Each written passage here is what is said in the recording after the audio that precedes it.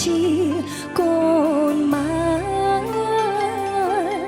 កូនសុំតុងអើយកូនសុំតុងដែលកូនមិនសូវនៅក្បែរហើយតែងតែធ្វើឲ្យម៉ែបារម្ភ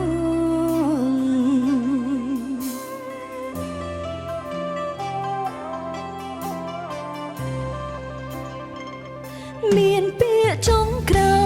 យដែលចង់ឲ្យម៉ែបាត់ដឹងចាំពីពេលនឹងកូនម្នាក់នឹងសូមសន្យាកូននឹងមើលថែ